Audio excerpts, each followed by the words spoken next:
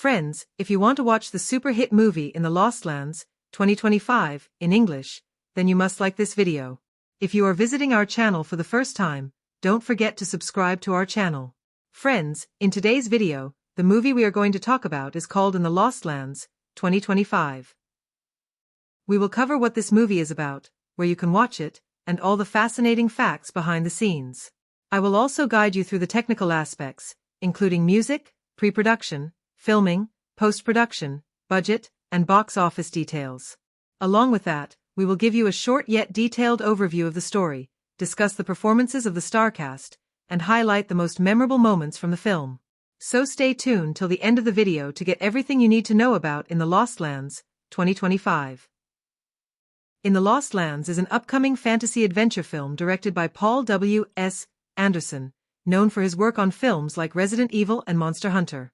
This movie is based on a short story by the famous author George R.R.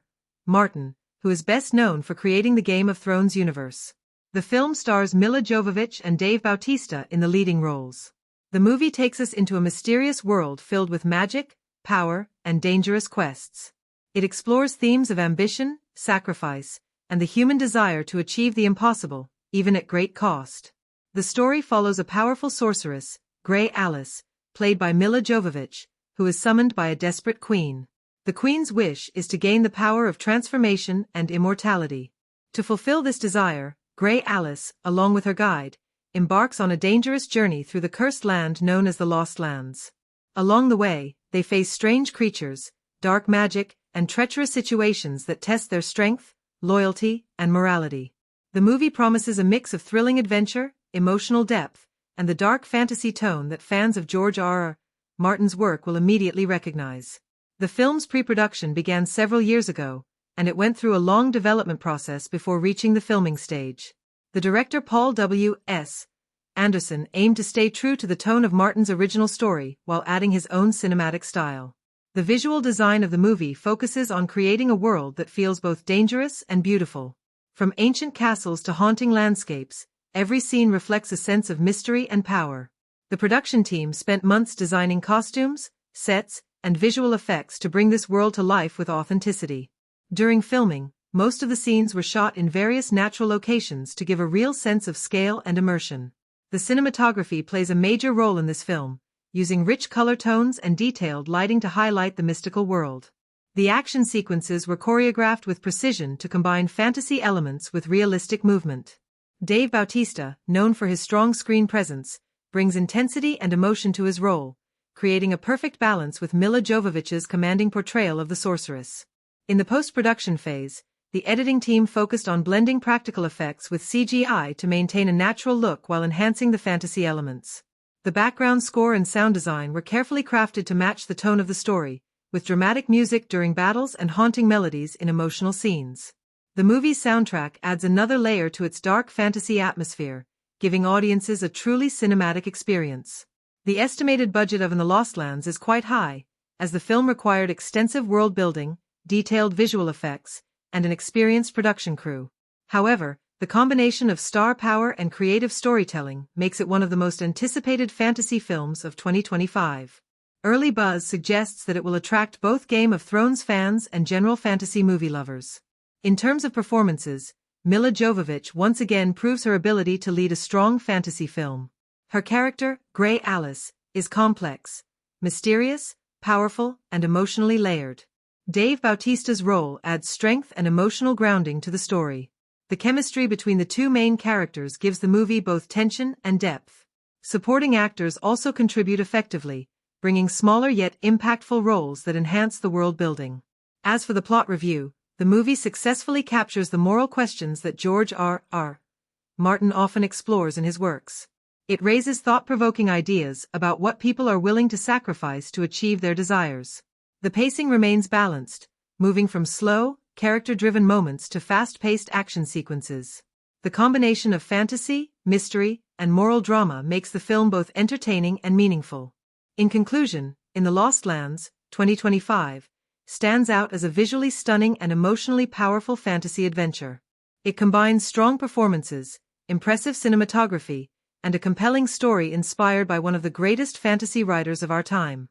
Whether you are a fan of George R.R. Martin's stories or just enjoy epic fantasy films, this one is worth waiting for. Make sure to watch the full video till the end as we discuss where and how you can watch In the Lost Lands, 2025, when it is officially released.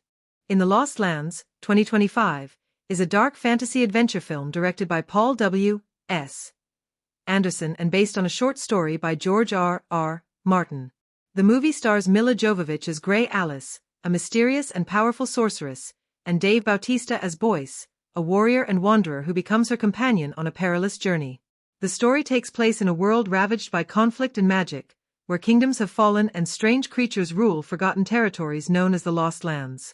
In this harsh world, a desperate queen seeks the power to transform herself into a werewolf, believing it will help her gain the love and strength she desires. To achieve this goal, she summons Grey Alys, a witch whose name is feared across realms for her ability to make impossible wishes come true. However, her magic always comes with a price. The queen commands Alys to retrieve the essence of transformation from the depths of the Lost Lands. To guide her through the dangerous terrain, Alys hires Boyce, a seasoned fighter and traveler who has survived in the wilderness for years. Together, they embark on a journey that challenges not only their survival skills but also their morals and beliefs. As the story unfolds, it becomes clear that the queen's wish is not as pure as it seems. She desires transformation not for salvation but to satisfy her own greed and hunger for power. Grey Alys, though detached and pragmatic, begins to question whether fulfilling this request is worth the destruction it might bring. Along the way, she and Boyce face monstrous creatures, deadly traps, and hostile humans driven mad by their desires.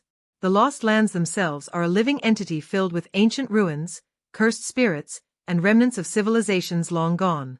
The atmosphere is haunting and mysterious, reflecting the danger and beauty of a world shaped by forgotten magic. Boyce's character adds emotional balance to the story, as his loyalty and human compassion clash with Alys's cold determination. Through their encounters and challenges, an unspoken bond forms between them, one built on survival, trust, and quiet understanding rather than romance.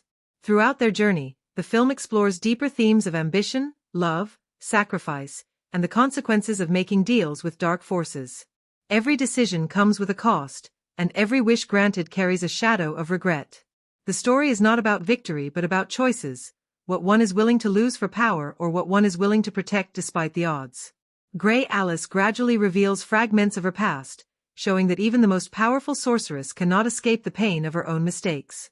Boyce, on the other hand, is haunted by his own failures but finds meaning in helping Alys complete her mission. Their contrasting personalities highlight the tension between faith and doubt, control and surrender, reason and emotion. As the plot reaches its climax, Alys retrieves the power of transformation after battling a monstrous spirit that guards it deep within the Lost Lands. However, she realizes that granting the queen's wish would unleash chaos and suffering. In a moment of defiance, Alys decides to alter the spell's outcome, ensuring that the queen receives not eternal strength but an ironic fate that mirrors her own greed. This act of rebellion completes Alys's arc from a detached sorceress who serves others' desires to a woman who finally understands the moral weight of her own magic. The ending leaves viewers questioning whether Alys acted out of mercy, revenge, or a final search for redemption. The supporting cast adds texture to the story. Milla Jovovich plays the relentless enforcer who pursues Alys and Boyce, representing the oppressive rule of the Queen's court. Amara Okarik portrays the Queen with a mix of vulnerability and cruelty, showing how obsession with power can destroy one's humanity. Fraser James appears in a smaller but memorable role as a hermit who reveals the history of the Lost Lands and warns the travelers about the curse tied to transformation. The visual style of the film complements its dark tone, with sweeping shots of desolate landscapes, eerie lighting, and immersive sound design that emphasize isolation and mystery. The music, composed by a haunting orchestral score, blends sorrow and grandeur, enhancing the emotional tension of every major moment. In the Lost Lands, 2025, is ultimately a tale about the human cost of desire. It reminds viewers that the pursuit of power often leads to ruin and that true strength lies in understanding one's limits. The movie combines elements of mythology, fantasy, and moral allegory, making it both thrilling and thought-provoking.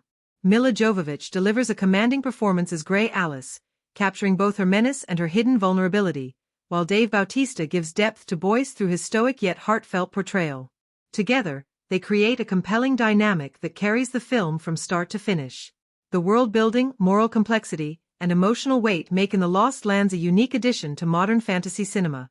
A story where magic is not a gift but a test of the soul, and where every choice leaves a lasting scar. In the Lost Lands, 2025, opens with a bleak and haunting image of a dying world. The first scene sets the tone for the entire movie, showing a cold kingdom on the brink of collapse where hope has been replaced by ambition and fear. A voiceover introduces the idea that desires come at a cost, and every wish leaves a scar. This theme becomes the backbone of the story. We see Queen Mara, played by Amara Okorik, looking out from her darkened throne room, obsessed with finding a way to gain eternal power and transformation.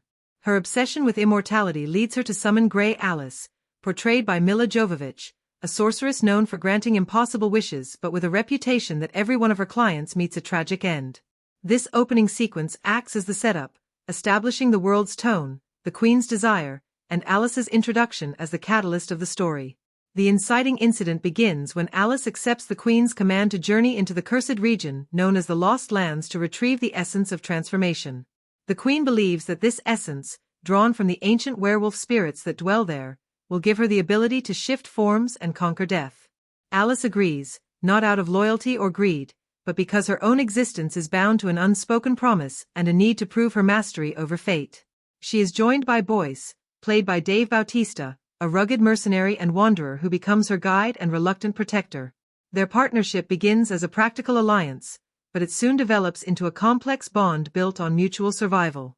From this moment, the film's narrative sets off on a linear but deeply layered journey filled with tension and quiet revelations. The rising action unfolds as Alys and Boyce travel deeper into the Lost Lands. The story uses this journey to explore not just physical danger but also emotional transformation. They pass through abandoned temples, cursed villages, and forests filled with creatures that test their endurance and faith. The film cleverly reveals pieces of backstory through their conversations and through haunting flashbacks that are not fully explained, leaving viewers to interpret whether they are memories, visions, or illusions created by the lands themselves. One early turning point occurs when Alys and Boyce face an ambush by scavengers, and Boyce risks his life to save her despite her cold detachment. This marks the beginning of their emotional connection and hints that Alys, despite her power, is not immune to human compassion. As the middle section of the film develops, the narrative reaches its first major twist. Alys discovers that the Lost Lands are not merely cursed but alive, a sentient realm shaped by the desires and regrets of those who enter. Every traveler leaves behind a part of their soul, feeding the land's endless hunger. Boyce confesses that he once lost his family to the same curse, and that is why he agreed to guide her. This revelation deepens their relationship and changes how we perceive him, not just as a fighter but as someone searching for redemption. The tone becomes more intimate and psychological as Alys begins to question her own motives. Is she serving the Queen, or is she drawn to the lands for her own secret wish? The middle act combines haunting visuals with quiet character moments that show Alys's struggle between her identity as a sorceress and her emerging sense of morality. The big mid-film turn comes when Alys and Boyce finally reach the heart of the Lost Lands, where they encounter the Guardian Spirit, an ancient being that embodies both creation and destruction. In a powerful sequence, Alys performs the ritual to extract the essence of transformation, but the Guardian reveals the truth, that the power she seeks requires a human soul to bind it. The Queen's wish, if fulfilled, will demand a sacrifice. The emotional peak hits when Boyce offers himself, believing his death might end the curse, but Alys refuses. Instead, she uses her magic to deceive the Guardian, taking the essence but sparing Boyce's life, an act that marks her first true rebellion against destiny. As the story moves toward the finale, the pair return to the Queen's castle, only to discover that the Queen's intentions are even darker than they imagined. She does not wish for transformation to survive, she wants it to rule and enslave her people through fear. Alys confronts her in a climactic sequence filled with visual grandeur and emotional intensity. The Queen consumes the essence, but instead of becoming powerful, she transforms into a beast that mirrors her greed. Alys's spell, altered at the last moment, ensures that the Queen's fate reflects her own corruption. The narrative resolves with the Queen's downfall and the destruction of the court, symbolizing the cost of unchecked desire. The closing scene mirrors the opening image, showing Alys standing at the edge of the Lost Lands as the mist rises around her. Boyce, wounded but alive, watches her fade into the fog. The story closes on ambiguity. Has Alys returned to the lands to control them, or has she become part of the curse herself? This final beat ties together the film's central question about power, love, and destiny. The linear storytelling with flashes of memory creates a rhythm that keeps viewers emotionally engaged while leaving room for interpretation. In the Lost Lands ends not with triumph but with reflection, showing that every journey for power comes with a price, and sometimes the greatest victory is learning when to walk away. In the Lost Lands, 2025, presents a character-driven story beneath its fantasy surface, using its dark world as a mirror for the inner conflicts of its leads. Every major figure in the film represents a different form of desire, whether for power, redemption, love, or freedom, and through their journeys, we see how ambition and morality clash in a world where every wish comes at a price.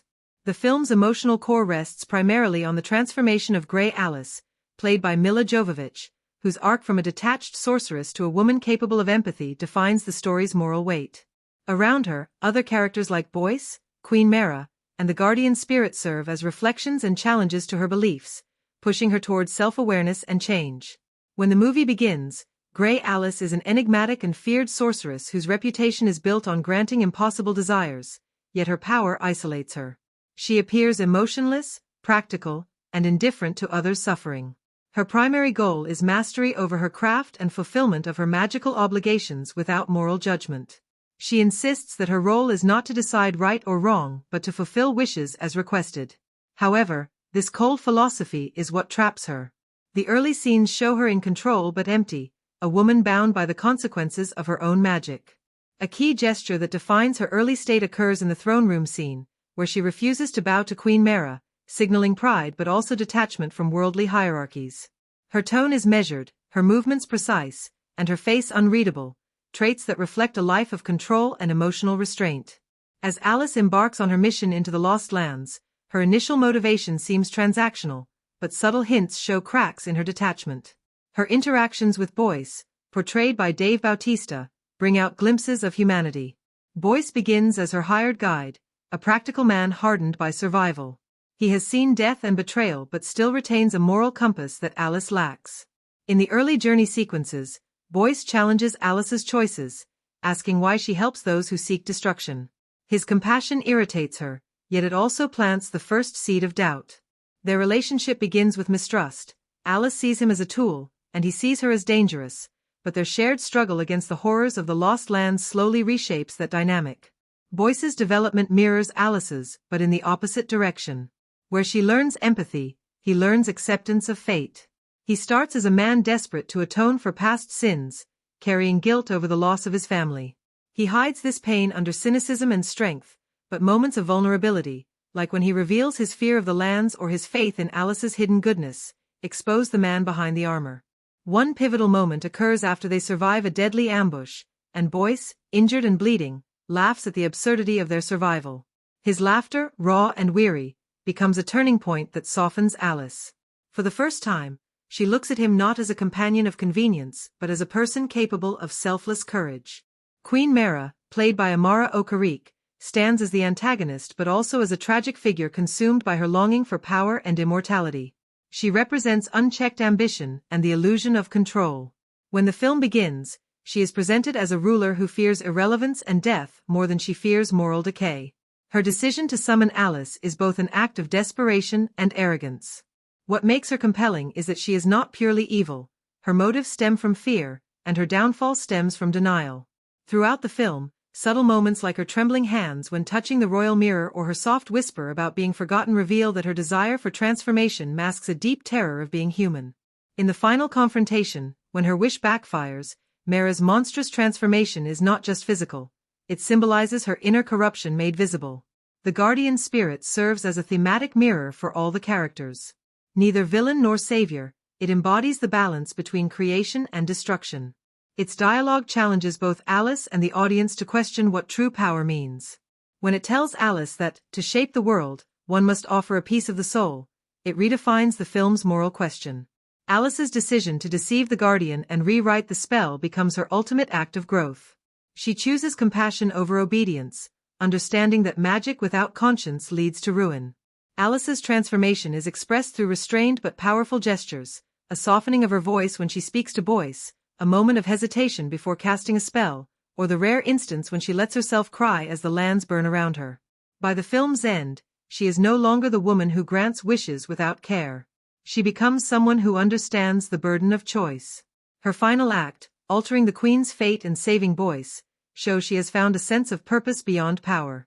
The side characters, such as Milla Jovovich's enforcer and Fraser James's hermit, serve symbolic purposes rather than deep personal arcs. The enforcer represents blind loyalty to authority, while the hermit symbolizes the wisdom of accepting limits. Both influence Alys indirectly, shaping her understanding of what happens when one surrenders morality for control. In the final scenes, Boyce's survival and Alys's quiet disappearance into the mist reflect their opposite but connected resolutions. Boyce has found peace in letting go, while Alys has found meaning in taking responsibility. The story closes with a silent acknowledgement between them, a simple nod that carries the weight of everything they've endured. Through these characters, In the Lost Lands becomes not just a tale of magic and danger but a meditation on the human struggle between desire and redemption, showing that even in a cursed world, change remains possible for those brave enough to face themselves. The performances in the Lost Lands, 2025, form the emotional backbone of the film, elevating what could have been a purely visual fantasy into something human and reflective. Milla Jovovich delivers one of her most nuanced roles as Grey Alys, shedding the high-energy action persona she is often known for and embracing a quiet, controlled intensity that fits perfectly with the film's dark tone. Her portrayal of Alys is measured and haunting, relying less on dialogue and more on expression, posture, and silence. From her first appearance in the Queen's throne room, Jovovich establishes a commanding presence without needing to raise her voice. Every gesture feels deliberate. When she pauses before accepting the Queen's deal, her hesitation suggests centuries of moral fatigue and a deep awareness of the cost of every bargain she makes. It's a performance built on restraint, one that draws viewers in by forcing them to search her stillness for meaning. Jovovich's greatest strength here lies in her ability to communicate emotion through physicality. Her movements are precise, almost ritualistic, reflecting a woman accustomed to power but burdened by it. In early scenes, her eyes carry the exhaustion of someone who has seen countless lifetimes of human desire and destruction. As the story progresses, she subtly allows warmth and vulnerability to break through that icy exterior. The turning point comes during a quiet campfire sequence where Boyce questions her about her past. Her minimal responses, punctuated by a single bitter laugh, reveal more about her inner world than any long explanation could. It is in these understated moments that Jovovich disappears completely into the role of Grey Alys, making her transformation by the end both believable and emotionally resonant. Dave Bautista, as Boyce, delivers a performance that surprises with its depth and humanity. Known mostly for his physical presence in action roles, Bautista uses his size not to dominate but to express quiet strength and emotional protection. His Boyce is rugged yet thoughtful, a man whose physical power masks emotional scars. In scenes opposite Jovovich, he uses silence as effectively as dialogue, allowing pauses to fill with unspoken trust and tension. One standout moment occurs when Boyce confronts Alys after their first major battle, questioning why she keeps risking their lives for a queen she clearly despises. His delivery is raw and grounded, carrying genuine pain and frustration. It's a scene that could have played as simple exposition, but Bautista turns it into a confrontation between two philosophies, duty versus morality. His chemistry with Jovovich is built on mutual respect rather than forced romance, which makes their connection feel mature and authentic. Amara Okarike, as Queen Mara, brings complexity to what could have been a one-dimensional villain. Her performance is theatrical but never exaggerated, blending elegance with desperation. She plays the Queen as a woman consumed by her own fear of mortality, and her voice carries both authority and quiet panic. In the film's early scenes, her cold delivery and deliberate pacing create a sense of menace, but as her control begins to unravel, Okarike lets her voice tremble, her posture falter, and her mask of confidence slip away. The highlight of her performance comes in the climactic scene where she finally drinks the potion of transformation. Her body language in that moment, a slow descent from triumph to agony, perfectly captures the tragedy of a woman undone by her own ambition. Even though her screen time is limited compared to the leads, her presence lingers long after the final act. Milla Jovovich, portraying the Queen's enforcer, adds an intimidating and sharp edge to the film. She speaks little, relying instead on cold glances and physical movement to convey menace. Her performance is defined by control and precision. Every step she takes feels measured, every look carries weight. One memorable moment comes during a confrontation with Boyce in the ruins of an abandoned fortress. Without uttering more than a few words, she manages to create an atmosphere of dread purely through her presence. It's a performance that complements rather than competes with the leads, grounding the film's action sequences with emotional realism. Among the supporting players, Fraser James stands out as the hermit who reveals the curse of the Lost Lands. His brief but poignant scenes bring a sense of wisdom and melancholy that contrasts with the chaos around him. His dialogue is minimal, but his expressive face and deliberate pacing make him memorable. His performance functions as a moral anchor for the story, reminding both Alys and the audience of the price of forbidden knowledge. The chemistry between Jovovich and Bautista is the core of the film's emotional success. Their relationship works not because of overt romantic tension but because of their understanding of each other's silence. They share long stretches of dialogue-free interaction, glances, nods, small gestures, that speak volumes. Their dynamic evolves organically, giving their final parting scene genuine emotional power. When Alys looks back at Boyce before vanishing into the mist, the entire arc of their connection plays out in a single, wordless moment. Still, not every performance lands perfectly. Some minor supporting roles, particularly among the Queen's court, feel underdeveloped, and their line delivery occasionally lacks conviction. In a few scenes, emotional intensity from the leads is slightly undercut by flat reactions from the background players, which can momentarily disrupt immersion. However, these small weaknesses do little to diminish the film's overall impact. Ultimately, the performances in the Lost Lands elevate the material far beyond its surface-level fantasy premise.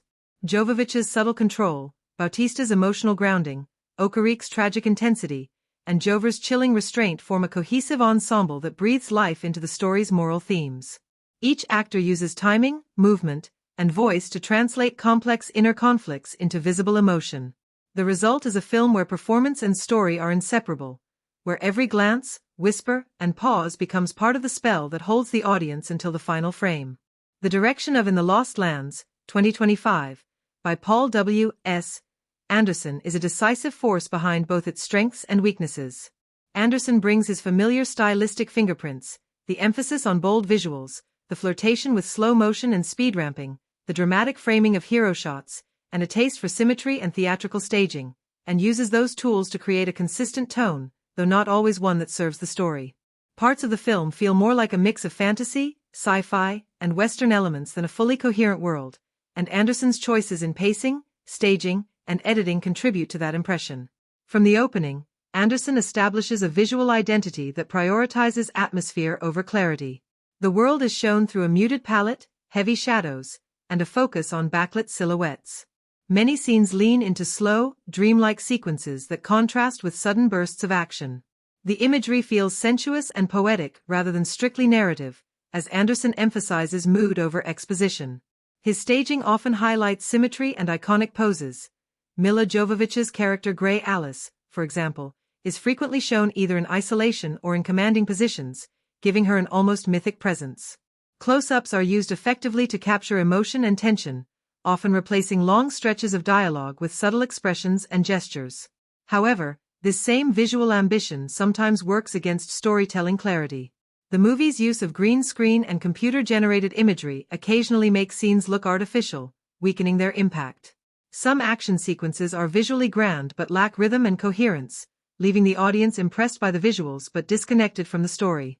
The editing can also feel abrupt, jumping between locations or moods without sufficient build-up, which makes certain transitions emotionally jarring. Pacing is another area where Anderson's control shows both skill and inconsistency. The film's action scenes are brisk and engaging, while the quieter, emotional moments often feel stretched or underdeveloped. At times, important emotional beats are rushed, giving the impression that the story is hurrying to reach its next visual spectacle rather than allowing the characters' arcs to breathe. The blending of genres, fantasy, post-apocalyptic fiction, and adventure, demands careful pacing, but the film occasionally stumbles when switching from slow character scenes to explosive battles. Even so, Anderson inserts creative visual cues, such as symbolic sequences and environmental transitions, that give a sense of continuity to the world and journey. When it comes to working with actors, Anderson's directorial approach favors physical presence and visual storytelling over dialogue-heavy scenes. His guidance encourages actors to communicate through body language, stillness, and controlled gestures. This technique works particularly well for Milla Jovovich and Bautista, who express much through subtle movement and gaze. Their quiet interactions often carry more meaning than the spoken lines, particularly in moments of moral conflict or silent recognition. However, the emotional depth sometimes feels overshadowed by the movie's commitment to spectacle, leaving certain performances undercut by the scale of the visuals. Anderson's stylistic risks are both his greatest strength and his recurring flaw. He stages scenes with strong visual intent, focusing on mood, tension, and texture. The supernatural sequences, for instance, use time-slowing effects and symbolic imagery to convey transformation and power. While these choices add weight to certain moments, they can also feel indulgent when they linger too long without narrative payoff. Some climactic action moments, though designed with grandeur, lack the emotional grounding that makes them resonate deeply. Despite its flaws, Anderson maintains remarkable consistency in tone and visual coherence. The film's atmosphere is dark, misty, and immersive, with burnt landscapes, broken ruins, and eerie light sources defining its world. His use of color contrast, earthy tones against flashes of red, silver, or blue magic, creates striking visuals that pull the viewer into the scene. Even when the story feels uneven, the look and feel remain steady, giving the film a clear stylistic identity. However, this control can at times become rigidity. Anderson rarely allows tonal variation or surprise. Everything adheres closely to his established aesthetic. This makes the film visually unified but emotionally limited. Scenes that could have been more spontaneous or unpredictable often feel staged to fit his signature visual template. As a result, while the movie is undeniably beautiful to look at, it occasionally lacks the emotional spontaneity that could make it feel alive. In the end, Paul W.S. Anderson's direction defines In the Lost Lands more than any other element. His attention to mood, composition, and visual rhythm gives the film its distinctive style, but that same commitment can make it feel overly controlled and emotionally distant. The result is a movie that succeeds as a visual experience but falters as a fully engaging narrative. Anderson crafts haunting imagery and an atmospheric tone that stays consistent from start to finish, yet the emotional depth sometimes gets lost in the shadows of his visual ambition. The direction shapes the film into a world of haunting beauty, striking design, and deliberate pacing, but it also highlights the delicate balance between cinematic artistry and the heart of storytelling. The cinematography of In the Lost Lands, 2025, serves as one of the most defining aspects of the film's identity, shaping its tone, atmosphere, and emotional language more than any other technical element. Shot by cinematographer Glenn McPherson, who frequently collaborates with director Paul W.S. Anderson, the visual design of the movie carries a strong sense of fantasy and desolation, mixing harsh realism with painterly surrealism. Every frame is carefully designed to immerse the viewer in a decaying yet mystical world where light and shadow play the roles of unseen characters. The result is a film that relies heavily on its visual storytelling to evoke emotion, even when dialogue or narrative cohesion falters. The color palette of In the Lost Lands is dominated by earthy, muted tones, dusty browns, burnt oranges, and smoky grays that capture the feeling of a forgotten world at the edge of ruin. These desaturated hues are occasionally interrupted by striking contrasts of color, like the deep reds of blood or fire, the cold blue glow of magic, or the pale silver light that defines gray Alys's presence. The use of selective color contrast throughout the film is deliberate. It not only breaks the monotony of the wasteland setting but also draws symbolic connections between characters and their emotional or moral states. For instance, scenes involving Alys often feature cooler tones, reflecting her calm yet otherworldly detachment, while sequences involving conflict or temptation are bathed in warmer, more chaotic hues, emphasizing inner turmoil and danger.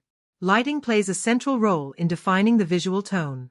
The film frequently employs backlighting to create silhouettes and halos, giving characters an ethereal or mythical presence. The interplay of light and shadow is often dramatic, sometimes bordering on gothic, with torches, fires, and shafts of sunlight used to pierce the gloom. In darker scenes, practical lighting, such as candles or burning debris, adds texture and realism, grounding the fantasy elements in tangible environments. This approach to illumination not only enhances the otherworldly mood but also conveys internal states of being. Characters emerging from darkness into light, or receding into shadow, visually represent moments of revelation or moral ambiguity. The heavy use of low-key lighting also contributes to the film's sense of mystery and danger, reinforcing the idea that the world of the Lost Lands is filled with unseen threats lurking just beyond the frame. Camera movement in the Lost Lands is purposeful and restrained. Anderson and McPherson prefer steady, deliberate pans and slow tracking shots that allow the audience to absorb the scale of the environments. Wide shots frequently dominate the composition, capturing vast landscapes of barren mountains, ruined temples, and desolate plains, establishing the grandeur and hopelessness of the setting. These sweeping visuals help communicate the insignificance of the characters compared to the unforgiving world around them. Yet, in moments of emotional intensity or confrontation, the camera moves closer, tightening the frame to reveal the rawness in a character's eyes or the tension in their body language. The contrast between wide and close framing is one of the film's most effective visual strategies. Expansive exteriors suggest the enormity of the quest, while intimate close-ups bring attention back to the personal stakes at hand. One of the standout aspects of the cinematography is its balance between practical and digital imagery. The filmmakers use a combination of real-world locations and CGI-enhanced backdrops, blending physical texture with visual effects to craft immersive worlds. McPherson often captures scenes at golden hour or under heavy cloud cover, using natural light to emphasize realism before layering in visual effects that enhance scale and fantasy. This creates a seamless fusion of the tangible and the magical, ensuring that even the most unreal landscapes retain a sense of authenticity. The cinematography thus becomes not just decorative but integral to the storytelling. It gives the audience a tactile sense of the world's decay and the faint beauty that survives within it. In key scenes, composition carries thematic weight. For example, characters are often placed off-center or framed against vast emptiness, reinforcing themes of isolation, destiny, and insignificance. When the camera frames Alys and Boyce together, the positioning subtly hints at their contrasting purposes, her stillness and control versus his restlessness and moral uncertainty. Repeated visual motifs, such as mirrors, doorways, and firelight reflections, underscore the story's exploration of choices, transformation, and the thin boundary between power and destruction. Even the way the horizon line is handled, tilted, obscured, or broken, mirrors the instability of the world and its fractured morality. The visual rhythm of the film alternates between slow, contemplative imagery and sudden bursts of kinetic action. During battles or chase sequences, the camera becomes more dynamic, with handheld shots and quick cuts adding a visceral intensity. Dust and debris often fill the frame, creating a sense of chaos and immersion. In contrast, quiet scenes linger with still compositions, inviting the viewer to observe the smallest emotional shifts. This deliberate pacing of visual energy prevents monotony and keeps the audience engaged on multiple sensory levels. Despite its strengths, some viewers may find the cinematography's heavy reliance on dim lighting and muted tones overly stylized. At times, the murky visuals obscure detail and make it harder to follow the spatial logic of action scenes. However, this darkness is an intentional aesthetic choice.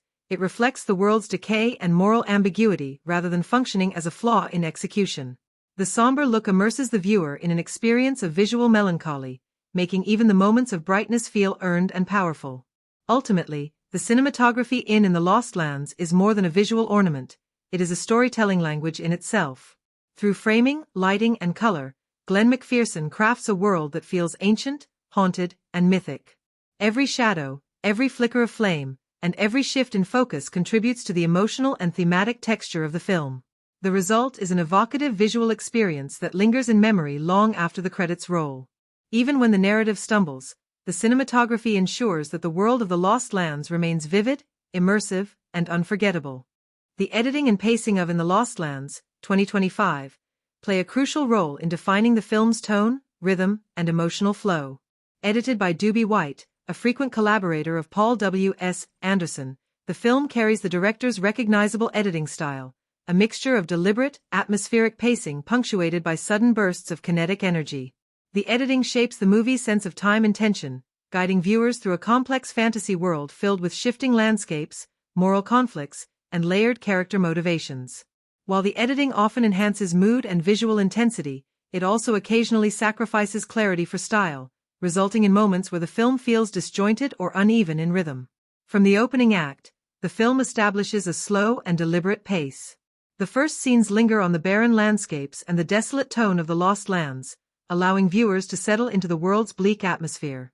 Long dissolves and wide establishing shots give the impression of vast emptiness and timelessness, reinforcing the setting's mythic scale.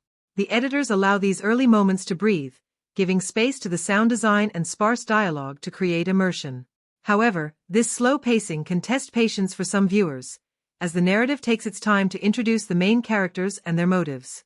The opening act's rhythm feels more meditative than narrative-driven, setting a tone that prioritizes atmosphere over urgency. As the story progresses into the second act, the editing begins to shift gears. Cross-cutting is frequently used to build tension between simultaneous storylines, particularly between Grey Alys's journey and the political machinations taking place elsewhere in the Lost Lands. This technique adds momentum and helps weave together different subplots, although the transitions are not always seamless.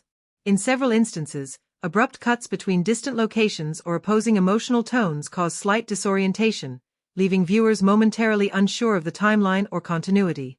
Still, these rapid shifts contribute to a feeling of unpredictability and danger, which fits the film's fragmented and mysterious tone. The use of montage in the film is limited but effective. Certain sequences, such as the preparation for a confrontation or the depiction of magical rituals, are assembled through short, rhythmic cuts that combine close-ups of hands, eyes, and symbolic objects. These montages inject bursts of energy into an otherwise slow-paced narrative. They also serve as visual shorthand for transformation or internal struggle, showing emotional or physical change without heavy exposition. The editing in these moments feels purposeful and tightly controlled, demonstrating how visual rhythm can replace dialogue and still carry emotional weight. In contrast, the film's action scenes display a more familiar Anderson style, fast-paced, heavily cut, and filled with quick camera movements. The editor uses short takes, rapid-fire transitions, and occasional slow-motion bursts to heighten intensity. While this technique amplifies excitement and adrenaline, it sometimes comes at the cost of spatial coherence. The geography of certain battle sequences is hard to follow, especially in dimly lit environments where fast cuts obscure the choreography. This creates visual energy but also prevents the viewer from fully appreciating the physical stakes of the fight.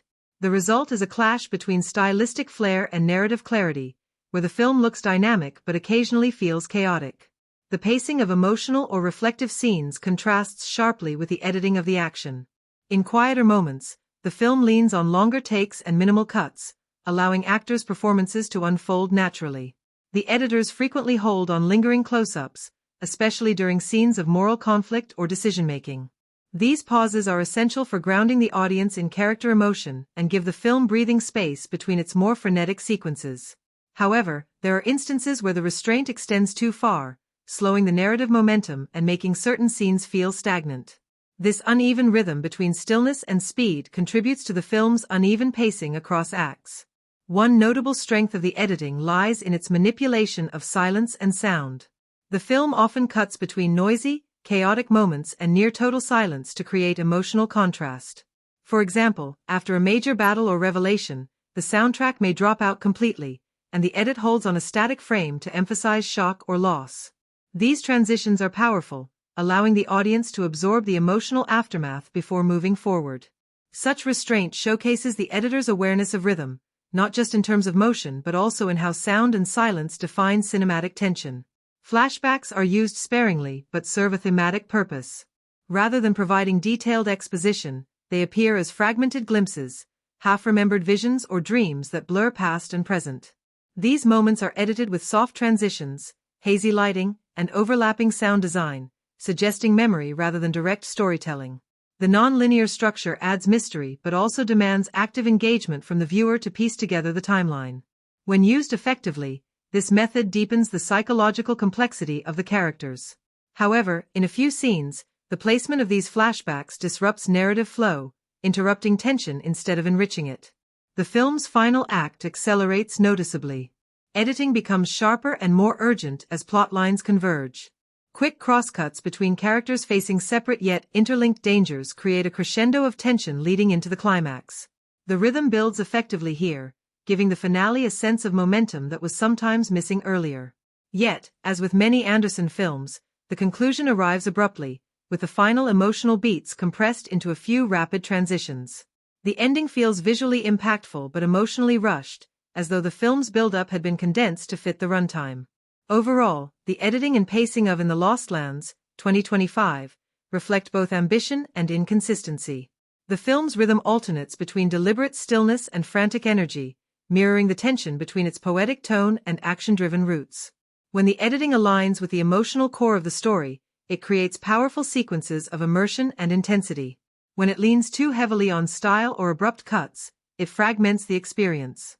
Nevertheless, The editing succeeds in maintaining a hypnotic, dreamlike tempo throughout, a balance of beauty and unease that matches the haunting world the film portrays. The soundtrack and score of In the Lost Lands, 2025, function as more than just a background accompaniment. They are emotional signposts that subtly dictate how viewers feel throughout the journey. The music, composed with a mix of orchestral tension and ambient textures, plays a crucial role in shaping the tone of the fantasy world. Each region and character seems to carry its own distinct sonic signature, allowing the audience to recognize emotional shifts even before dialogue confirms them. The score opens with a restrained but evocative theme that captures the mood of longing and danger. Low strings hum beneath soft choral whispers, instantly establishing an atmosphere of mythic unease. As the film unfolds, this motif recurs in variations, sometimes distorted and sometimes expanded into grand symphonic swells, mirroring the protagonist's transformation. The music grows with the story, signaling moments of triumph or despair before the visuals fully reveal them. This musical storytelling gives the film a sense of cohesion even when the narrative shifts between timelines or locations. One of the most striking aspects of the soundtrack is its balance between silence and sound. Instead of filling every scene with music, the director and composer choose to let quiet dominate moments of tension or introspection. The absence of sound becomes just as expressive as the score itself, allowing viewers to sit with unease, grief, or realization. For instance, during a confrontation scene, rather than relying on dramatic underscoring, the film lets natural sounds, footsteps, wind, the creak of armor, carry the emotional weight. When music finally re-enters, it feels like a release of held breath, making its impact far greater. This measured restraint reflects a level of musical discipline rare in modern fantasy films. The use of recurring motifs gives the score a thematic unity. The protagonist's theme, built on a minor key melody that subtly evolves throughout the movie, mirrors her inner conflict and eventual empowerment. The antagonist's musical identity, by contrast, is characterized by discordant brass and rhythmic percussion that intrudes into otherwise serene moments. As the story progresses, these themes intertwine, suggesting moral ambiguity and the blurred boundaries between heroism and sacrifice. Such musical storytelling deepens character understanding without a single line of exposition. The licensed songs integrated into the soundtrack serve a different purpose, offering brief tonal shifts that ground certain moments in emotion rather than lore. These cues are used sparingly but effectively, appearing in dreamlike sequences or emotional resolutions. Rather than breaking immersion, they bridge the mythical setting with universal human feeling. When a quiet acoustic song plays over a scene of loss, it does not feel anachronistic. It feels like a heartbeat emerging from the film's soul. The sound design works in tandem with the score to create a rich auditory experience. Ambient drones, echoes, and percussive textures bleed into the music, blurring the line between sound effects and melody. In battle scenes, for example, the rhythmic clash of weapons aligns perfectly with the tempo of the music, transforming chaos into controlled cinematic rhythm. In slower sequences, faint tones echo from unseen spaces, reinforcing the film's dreamlike quality. The interplay of diegetic and non-diegetic sound creates layers that invite the viewer deeper into the world. However, the score occasionally overreaches. There are moments where the music insists too heavily on emotion, especially in scenes that would have benefited from a subtler touch. When the film leans into grand orchestral flourishes during quiet revelations, it risks undermining the authenticity of those moments. Fortunately, these instances are rare, and most of the time, the composer's choices demonstrate restraint and respect for the storytelling rhythm. The final act of the film brings the musical journey full circle. The opening theme returns, now reorchestrated with brighter harmonies and fuller instrumentation, reflecting the protagonist's growth and the resolution of conflict. It is a satisfying musical payoff, suggesting that even in a world defined by loss and struggle, there is harmony to be found. This cyclical musical design reinforces the story's sense of mythic completion. Ultimately, the soundtrack and score of In the Lost Lands, 2025, elevate the film from a fantasy adventure into an emotional experience. The music does not simply accompany the visuals, it interprets them, filling spaces between words and images with invisible feeling. By weaving silence, sound, and melody into one cohesive narrative fabric, the film achieves a rare synergy where every note carries meaning. Whether through the haunting leitmotif that follows the heroine, the unsettling percussion that marks danger, or the delicate piano chords that close the story, the score ensures the emotional echoes of the film linger long after the screen fades to black. Beneath the fantasy spectacle and mythical landscapes, In the Lost Lands, 2025, is a film preoccupied with questions of power, desire, and the cost of ambition. At its heart lies an examination of what people are willing to sacrifice to achieve their deepest wishes, and whether those sacrifices ultimately strip them of their humanity. The story, adapted from George R.R. Martin's darkly philosophical short story, builds a world where magic serves not as a tool of wonder but as a mirror reflecting human greed and moral decay. Every major character is caught in a cycle of wanting control, purpose, freedom, or redemption, and the film uses these intertwined motives to explore the tragic paradox of getting what one wants but losing everything in the process. One of the central themes that emerges early in the film is the corruptive nature of power. Through the journey of the witch grey Alys, the film meditates on the thin line between agency and domination. Alys's ability to manipulate reality places her in a position of immense power, yet she remains bound by the desires of others who summon her. Her strength is both her curse and her survival mechanism. This tension becomes the film's driving philosophical thread. Power in the Lost Lands is never pure. It is transactional, extracted from others through deceit, blood, or surrender. The film illustrates this idea not through exposition but through imagery, close-ups of hands exchanging tokens, the recurring motif of mirrors and shadows, and the desolate environments that reflect the emotional barrenness of those seeking control. Another powerful theme is the human obsession with transformation and identity. Many characters in the film seek to become something else, stronger, freer, or immortal, believing that metamorphosis will deliver fulfillment. Yet the film constantly undercuts this notion. Transformation, it suggests, often reveals rather than erases one's true self. In a haunting sequence, a character who wishes to transcend mortality is shown merging with the very elements she sought to master, losing individuality in the process. The cinematography reinforces this thematic idea by blurring human silhouettes into landscapes, showing how identity can dissolve into insignificance when one reaches too far beyond human limits. Redemption is another undercurrent running throughout the film, though it is presented with ambiguity. Few characters are entirely evil or good, rather, they exist in shades of moral gray. Grey Alys, despite her ruthlessness, operates according to a personal code of balance. Every act of harm has its reason, every betrayal its logic. The film invites viewers to question whether redemption is possible in a world where every good deed carries an ulterior motive. Some moments, such as Alys's rare acts of compassion, suggest a longing for absolution, yet the world of the Lost Lands seems too corrupted for true forgiveness to survive. This pessimistic worldview aligns the film more closely with moral tragedy than heroic fantasy. Love and sacrifice, too, form the emotional backbone of the story. The film examines how love, often portrayed as redemptive in traditional fantasy, can be twisted into obsession or self-destruction. Characters who act out of love frequently bring ruin upon themselves and others. One subplot involving a warrior who bargains his soul to be reunited with a lost lover exposes the fragility of human devotion when tested by magic and fate. The score swells not in triumph but in lament during such moments, underscoring that love in this world is not salvation. It is the sharpest weapon the heart wields against itself. Thematically, the film's structure reinforces its message. The cyclical narrative, where endings mirror beginnings, suggests that human folly is destined to repeat. Each tale within the Lost Lands feels like a parable warning of the dangers of desire unchecked by wisdom. The land itself becomes symbolic, a vast, barren expanse that reflects inner emptiness and the futility of endless striving. This setting gives the film an allegorical texture, positioning it less as an adventure and more as a meditation on the human condition. Yet, the film does not preach, it reveals.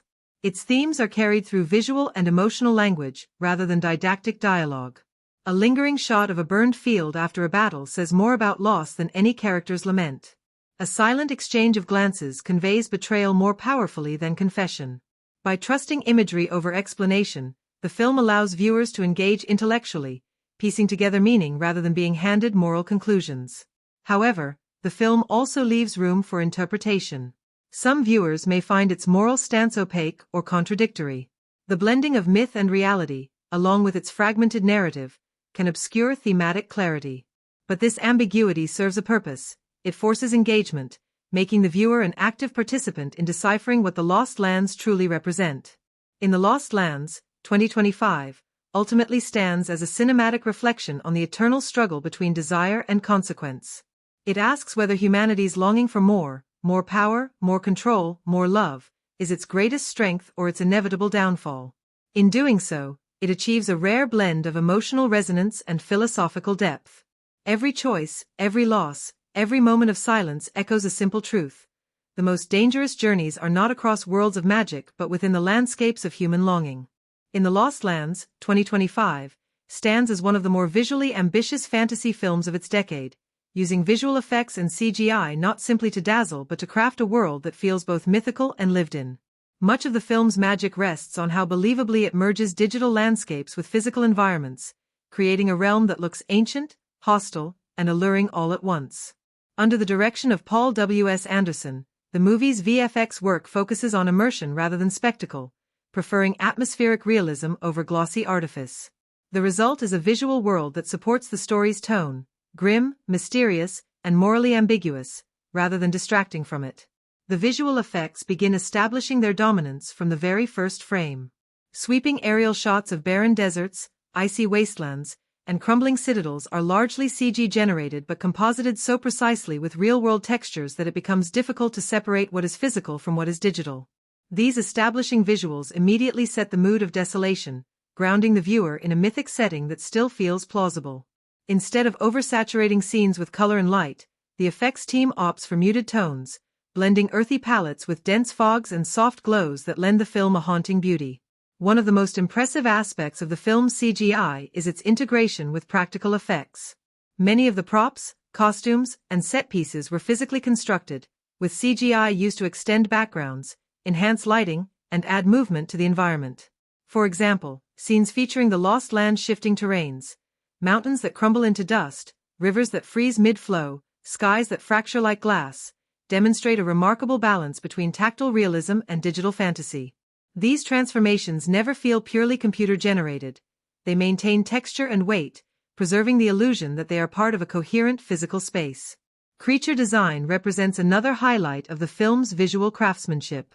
The beasts that inhabit the Lost Lands are a mix of motion capture performance and advanced rendering, with enough detail in skin texture, muscle movement, and eye depth to evoke both terror and empathy. In particular, a sequence involving a massive spirit beast emerging from misty ruins showcases the technical brilliance of the VFX team. The creature's transparency, combined with the way it interacts with natural elements like water and light, demonstrates a deep understanding of visual physics and compositing. Each digital creature also serves narrative purpose, representing fear, temptation, or vengeance, ensuring that effects enhance storytelling rather than exist as visual noise. Motion capture work deserves special mention, especially in scenes involving transformation. One key subplot features a warrior cursed to slowly morph into an elemental being. The blending of practical makeup with layered digital skin textures gives this metamorphosis a disturbing authenticity. The gradual nature of the transformation, muscles shifting beneath the surface, eyes flickering with unnatural color, creates an unsettling sense of inevitability that reflects the film's thematic concerns about power and corruption. It's an excellent example of CGI serving emotional narrative beats, using technology to make inner turmoil visible. Lighting and compositing techniques also elevate the film's realism. The interplay between shadow and light, particularly in night scenes illuminated by fire or magic, enhances the cinematic mood. The film's VFX artists rely heavily on volumetric lighting, giving every spell or supernatural flair a tangible glow that interacts dynamically with its environment. Rather than appearing pasted onto the scene, these visual elements cast realistic shadows and reflections, grounding them in physical logic. Even when the film delves into dreamlike sequences, visions, memories, or alternate realities, the transitions are fluid and coherent, thanks to careful editing and seamless digital layering. Some of the film's strongest visual moments occur during large-scale sequences. The climactic confrontation in the heart of the Lost Lands showcases staggering digital complexity. Floating debris, magical energy storms, collapsing terrain, and shifting color temperatures that mirror the emotional stakes of the battle. Despite the heavy reliance on CGI, the scene remains legible, its rhythm steady and its visual density controlled. The VFX team avoids the chaotic oversaturation seen in many fantasy blockbusters, instead letting visual grandeur emerge through controlled choreography and spatial awareness.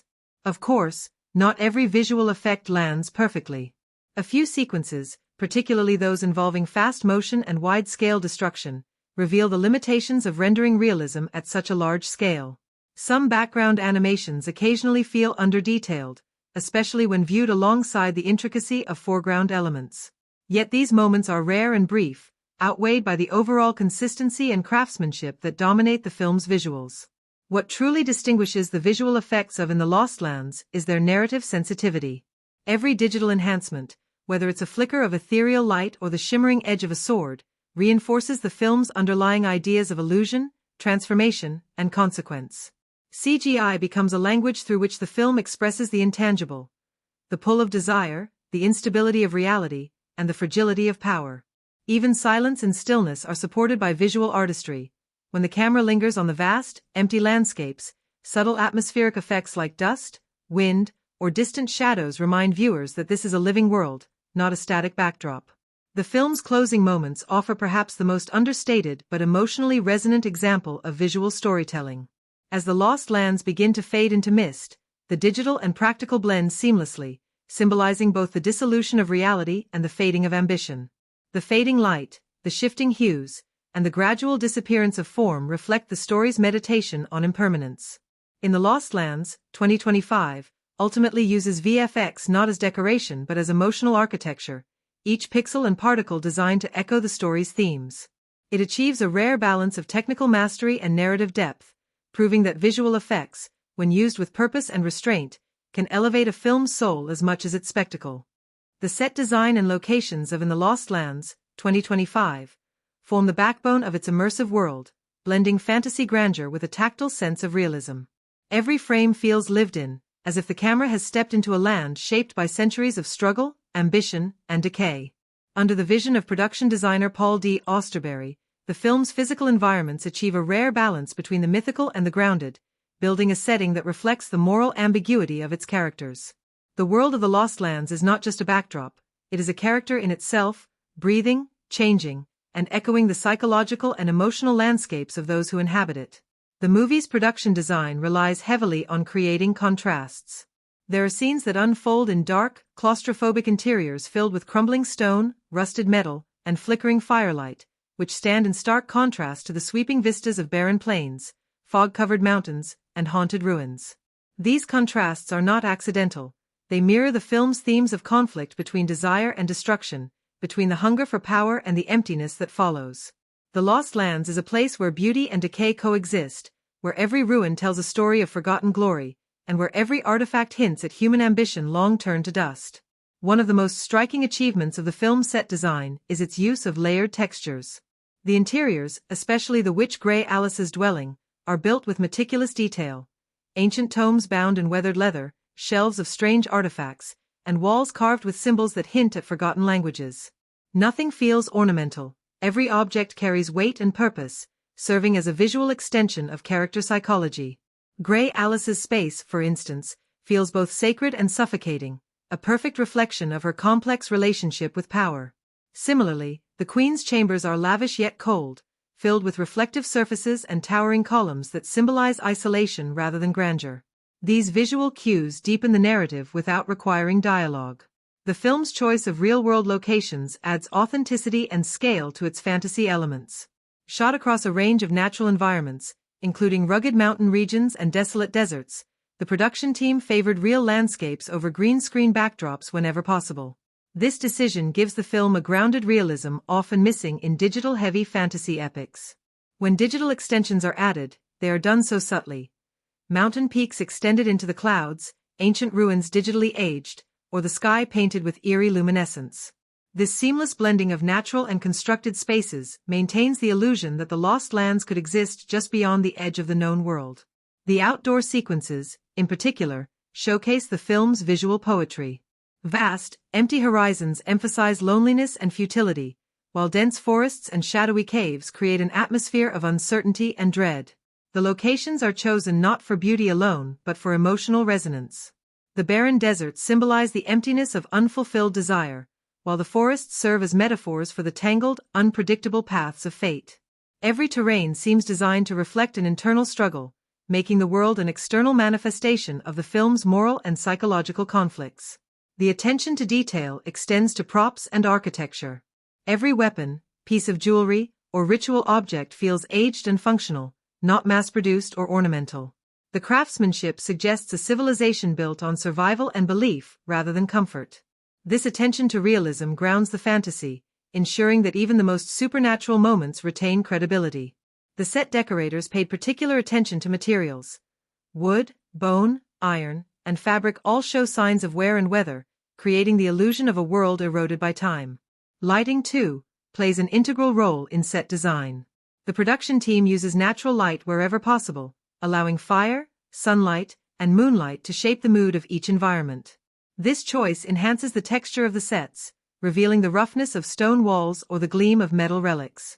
In darker scenes, torches and candles are used to create intimate, shadow-filled spaces that draw the viewer deeper into the mystery. The play of light and shadow becomes part of the production design language, suggesting themes of duality and moral ambiguity. Studio builds are reserved for scenes requiring full creative control over environment and atmosphere. These sets, such as the royal court, underground catacombs, and magical sanctuaries, combine practical craftsmanship with digital enhancement to create immersive spaces. The catacomb set, for instance, is a masterpiece of design, with layered corridors lined with statues that seem to breathe, roots breaking through stone, and pools of reflective water that add depth and movement. These spaces are not static. They feel alive, as if they are observing the characters as much as the characters move through them. The overall production design philosophy of In the Lost Lands, 2025, is one of coherence. Every visual choice connects back to the film's tone and themes. The Lost Lands is not a bright or idealized world. It is grim, decayed, and introspective. The set design conveys this through subtle storytelling. Chipped paint on ancient walls, collapsed bridges suggesting civilizations lost to arrogance, and abandoned temples filled with echoes of forgotten prayers. The world feels old, not in a generic medieval sense, but in a way that suggests moral erosion over centuries. Even small details, like the patterning of fabric on cloaks, the rusted hinges of doors, or the overgrown vegetation reclaiming human structures, reinforce the film's message about impermanence and the futility of dominance. By the end of the film, the viewer has not just watched a story unfold, but has journeyed through an entire world that feels tangible and emotionally resonant. The collaboration between the production design, cinematography, and VFX departments ensures that each location and set tells its own story while supporting the larger narrative. In the Lost Lands, 2025, succeeds in world building not through excess but through intention. Every location feels meaningful, every prop purposeful, and every set piece emotionally aligned with the film's haunting tone. It stands as a masterclass in how production design can shape storytelling, turning fantasy into something palpably real and deeply human. The dialogue and script of In the Lost Lands, 2025, are carefully constructed to match the dark and philosophical tone of its world, blending mythic gravitas with emotional restraint. Written by Paul W.S. Anderson, based on George R.R. Martin's short story, the script carries a deliberate balance between poetic abstraction and grounded human emotion. The film does not rely heavily on dialogue to convey meaning. Instead, it uses words sparingly, allowing silence, expression, and visual storytelling to fill in emotional and thematic spaces. The writing feels almost ritualistic, echoing the rhythm of fables and ancient legends, while still exploring the intimate vulnerabilities of its characters. One of the most impressive aspects of the script is how it captures the moral ambiguity that defines the story. Characters often speak in riddles or layered metaphors, suggesting truths that must be uncovered rather than plainly stated. This choice adds to the film's mysterious atmosphere and invites the audience to engage actively with the material. For example, when Grey Alys, the enigmatic witch played by Milla Jovovich, tells a queen seeking power that desire is a fire that feeds on its own ashes, it encapsulates both a warning and a prophecy. The dialogue here operates on multiple levels. It advances the plot, deepens the thematic texture, and reveals the speaker's understanding of the world's cruel cycles. The script's strength lies in its subtext. Rarely does a character say exactly what they mean. The film's best conversations are shaped by tension, between truth and deceit, ambition and morality, power and consequence. When Alys negotiates with those who summon her, the surface exchange seems transactional, but the undercurrent is always psychological, exploring what drives people to make bargains that will destroy them. These scenes are less about the literal trade of favors and more about exposing the frailty of human desire. Anderson's writing allows pauses and silences to carry weight, letting viewers absorb the implications rather than spelling them out. This restrained style adds gravity, making each word feel deliberate and significant. The tone of the dialogue oscillates between archaic and modern, a blend that gives the script a timeless quality. It feels neither too medieval nor too contemporary. Instead, it speaks to universal emotions and moral dilemmas. The language is lyrical without being pretentious, often evoking imagery tied to nature and decay: fire, stone, blood, and shadow. The recurring metaphors connect characters' inner turmoil to the environment around them, reinforcing the thematic unity between dialogue and setting. Alys's words, for instance, frequently reflect the barren beauty of the lost lands itself: sharp, cold, and filled with echoes of loss. Another highlight of the writing is its ability to differentiate voices without overemphasizing them. Each major character speaks with distinct rhythm and vocabulary that reveal their background and worldview. The Queen's speech is commanding but tinged with desperation. The warrior's dialogue is blunt and rooted in physical experience. Alys's tone is detached, almost philosophical, as though she exists outside human emotion. This variation prevents monotony and gives the interactions texture. The script uses repetition and rhythm to underline thematic points. Certain phrases recur across the film, creating resonance and continuity.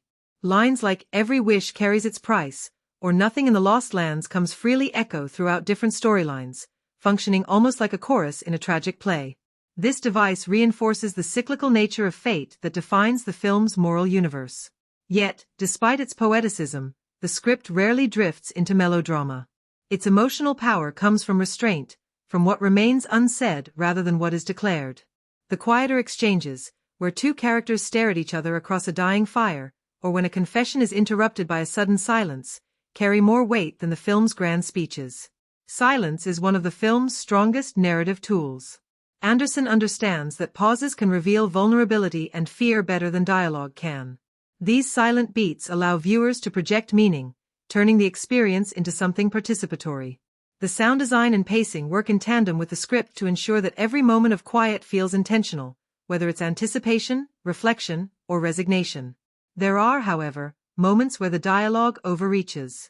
Some philosophical exchanges verge on abstraction, risking alienation for audiences seeking emotional immediacy. Lines that meditate on destiny or morality sometimes repeat points already established visually. While this reinforces the film's literary tone, it can momentarily disrupt pacing. A few secondary characters deliver exposition-heavy dialogue that feels less organic compared to the subtle writing given to the leads.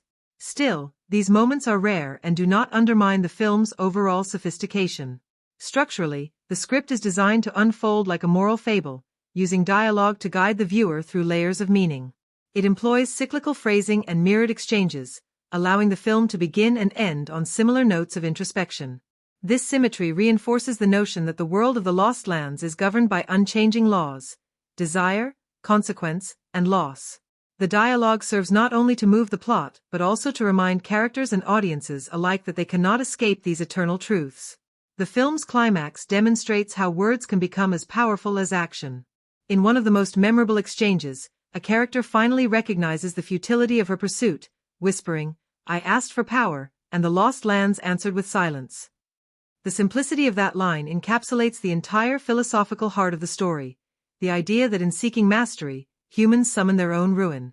In the Lost Lands, 2025 uses dialogue as poetry, philosophy, and weaponry.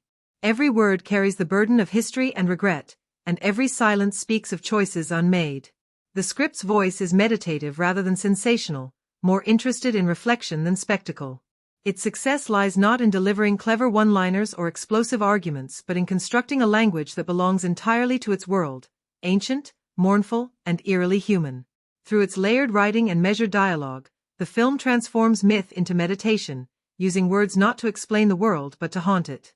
Genre execution in the Lost Lands, 2025, plays a central role in how the film communicates its story and connects with its audience. The film blends elements of fantasy, drama, and psychological adventure in a way that challenges standard genre boundaries. It borrows certain recognizable conventions from epic fantasy, like mythical landscapes, quests for power, and moral dualities, yet infuses them with emotional realism and philosophical undertones. This combination results in a tone that feels simultaneously familiar and unsettling. From the opening act, viewers recognize the sense of scale typical of high fantasy: grand journeys, cryptic prophecies, and characters torn between destiny and free will, but the narrative doesn't follow a predictable heroic arc. Instead, the story questions the idea of what heroism means, often placing flawed individuals in morally ambiguous situations. This deviation from traditional genre expectations gives the film its distinctive identity.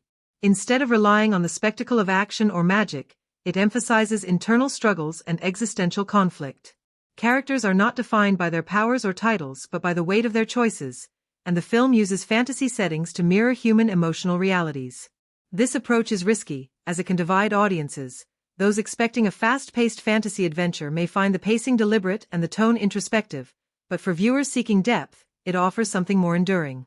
The direction often embraces the slower rhythm of a dark fairy tale, rather than the relentless pace of modern fantasy epics. Extended silences and symbolic imagery take the place of lengthy exposition, allowing atmosphere to carry meaning. Yet, the movie doesn't abandon the genre's visual grandeur.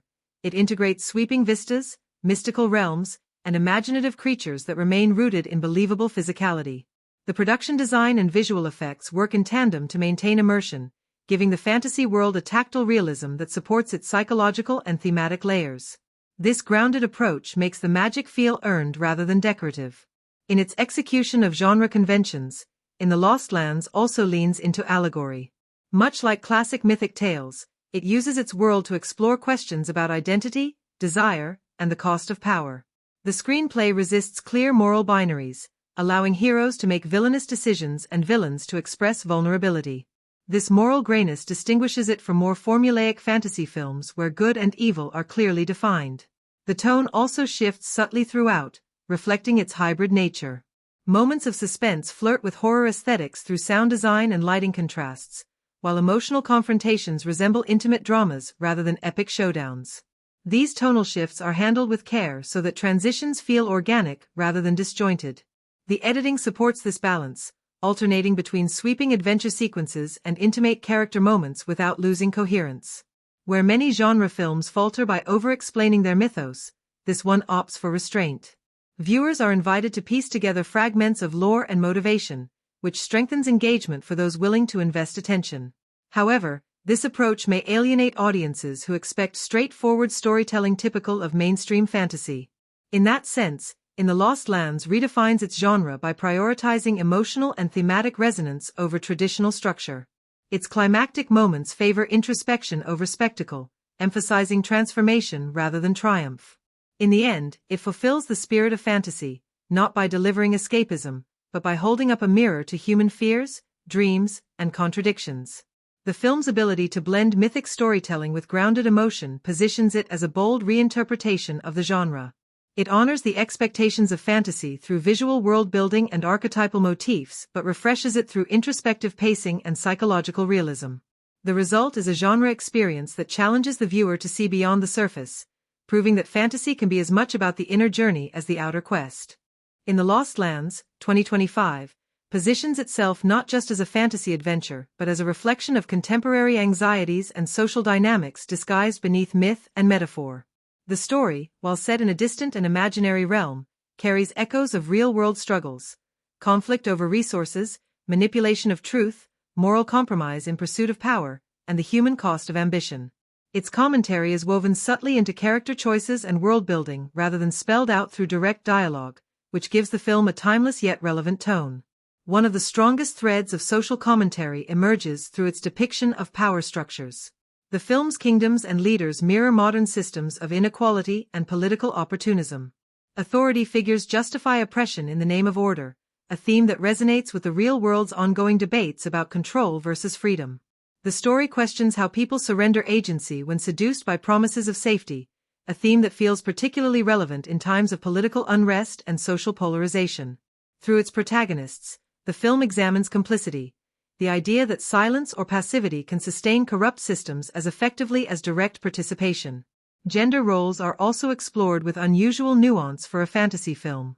Rather than presenting women as passive figures or symbols of purity, the narrative offers female characters who embody moral complexity, ambition, and internal conflict.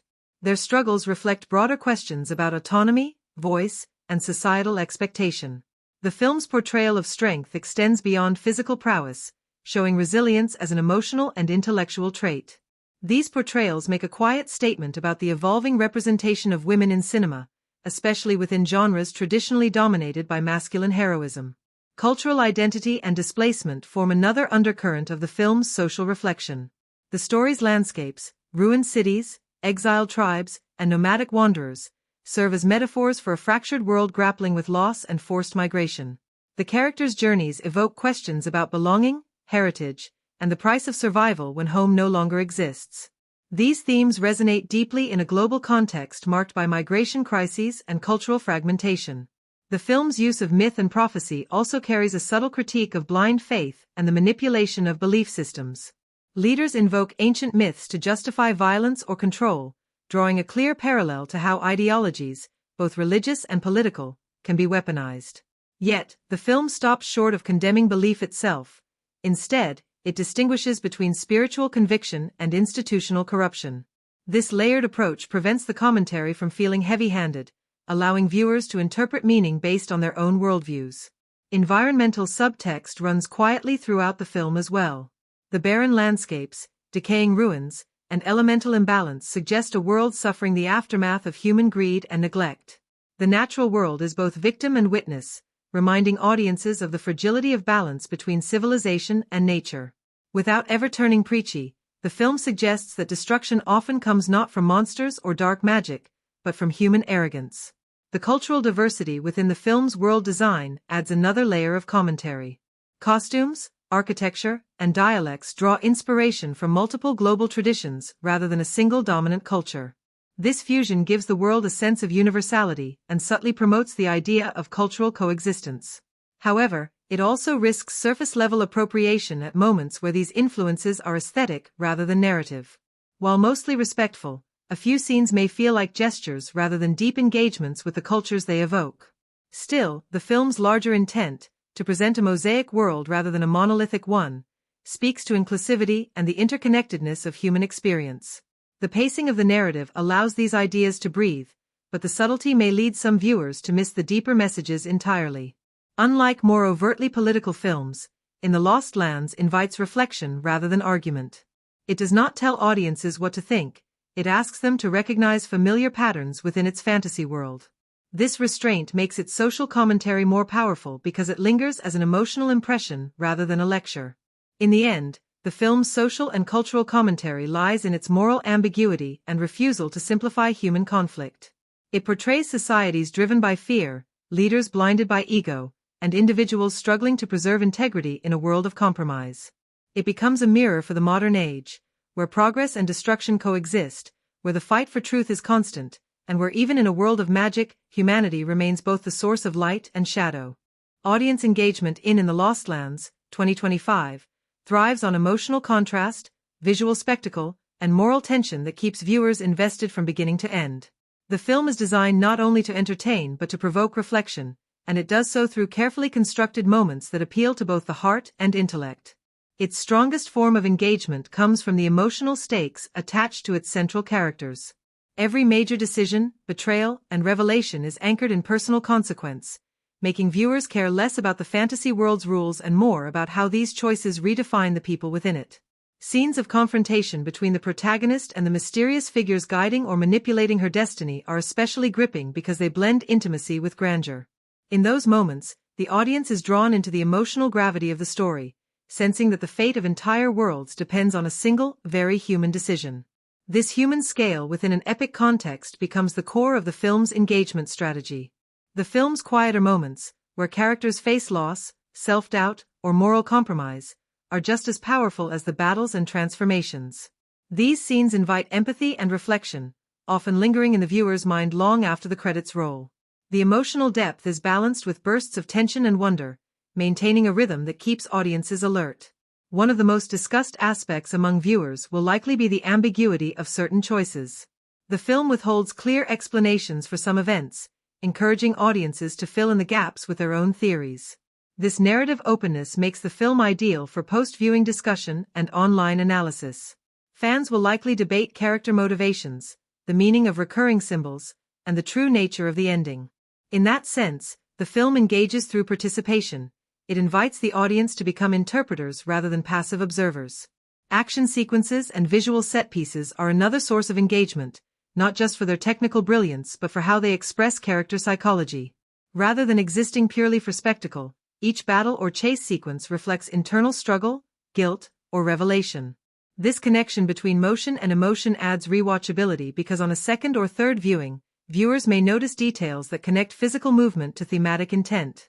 Moments like these are perfect for being replayed, analyzed, or shared in short clips because they encapsulate the film's emotional and visual identity in seconds.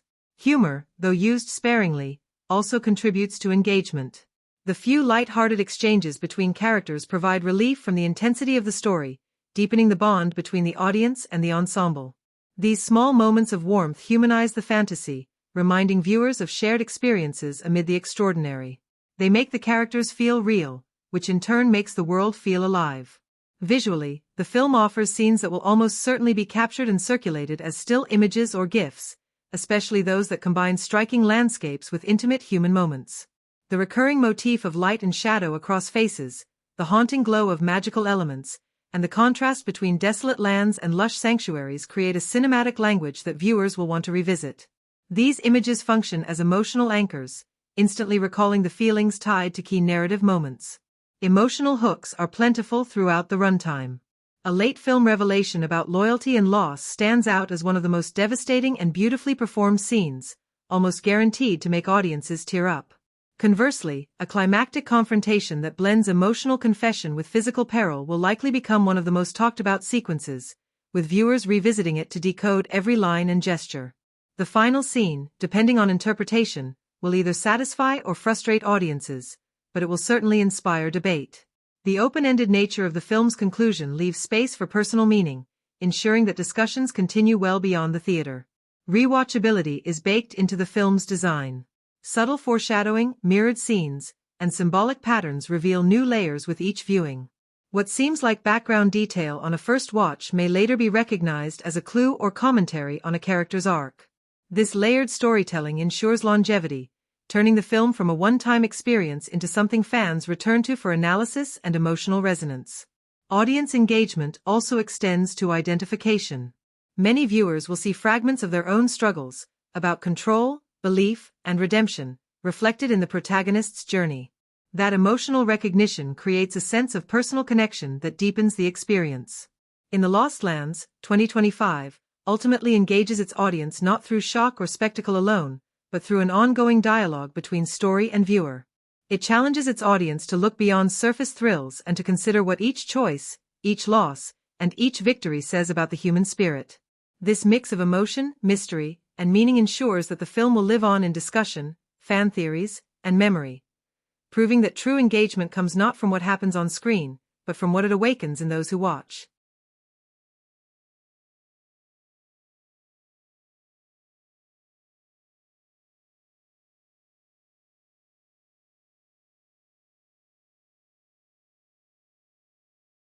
When comparing In the Lost Lands, 2025, to other fantasy epics and the director Paul W.S. Anderson's previous works, a fascinating picture emerges of evolution, homage, and reinvention. The film borrows the mythic scale of classic dark fantasy storytelling, yet attempts to fuse it with the director's trademark sense of kinetic energy and visual spectacle. Unlike his earlier projects such as Resident Evil or Monster Hunter, where the focus leaned heavily on action choreography and adrenaline-driven set pieces, In the Lost Lands aspires to deliver a more introspective and layered narrative. It balances the brutal survival instincts of his earlier characters with philosophical questions about desire, consequence, and human corruption. Thematically, the movie sits comfortably alongside fantasy dramas like The Lord of the Rings, The Witcher, and Game of Thrones, yet it carries a distinct post-apocalyptic texture reminiscent of Mad Max, Fury Road. This hybrid tone gives the film its unique identity but also makes it challenging to categorize cleanly. The use of barren wastelands and mystical ruins echoes George Miller's style of desolate grandeur, while the morally gray characters and dense mythos recall the narrative complexity of The Witcher's world. However, Anderson avoids the pure medieval aesthetic.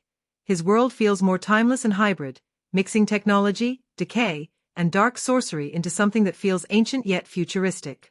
One of the strongest comparisons lies with fantasy films centered on powerful female protagonists navigating moral tests, like Maleficent, Snow White and the Huntsman, Winter's War. Milla Jovovich's performance as Grey Alys has shades of Charlize Theron's regal menace from those films, but is stripped of glamour and filtered through raw survivalism. Her portrayal grounds the fantasy elements in emotional realism, a technique that elevates In the Lost Lands above more style-driven fantasy outings. The film's exploration of desire and moral compromise aligns with Neil Gaiman's thematic universe, particularly works like Stardust and American Gods, both of which blur myth and morality. Since In the Lost Lands is adapted from a Gaiman short story, it naturally inherits his tone, stories where magic reveals character rather than just providing wonder.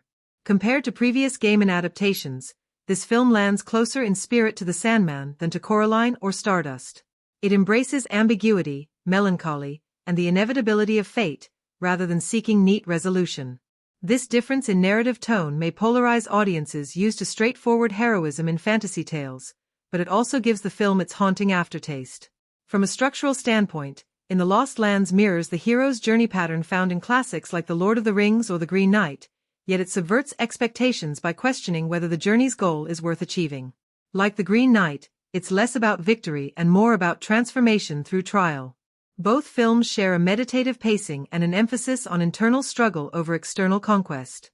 Yet, Anderson's film introduces more direct action, creating a hybrid rhythm that blends contemplation with visceral engagement.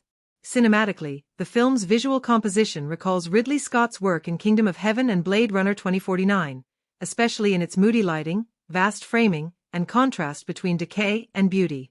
The wide desert expanses and ruined architecture suggest a world long forgotten, while the ethereal color palette gives it a painterly depth absent from many recent CGI-heavy fantasies. Anderson, unlike some contemporaries, uses digital effects to enhance tangible reality rather than replace it entirely, making the comparisons to Denis Villeneuve's Dune inevitable. Yet, while Dune draws grandeur from political intrigue and philosophical scope, In the Lost Lands finds its power in human yearning and the price of desire. Both explore the corruption of ambition and the burden of destiny, but Anderson's story remains more intimate, grounded in character rather than empire. When compared to his own filmography, In the Lost Lands stands as Anderson's most mature and disciplined work.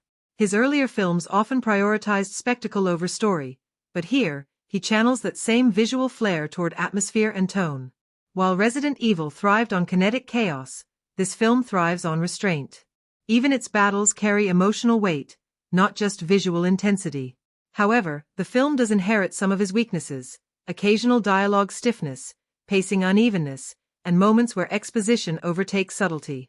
Still, compared to his previous projects, the balance between visual style and narrative purpose feels far more cohesive. Thematically, In the Lost Lands can also be seen in conversation with dark fairy tale reinterpretations such as Pan's Labyrinth and The Brothers Grimm. Like Guillermo del Toro's work, it refuses to separate fantasy from cruelty.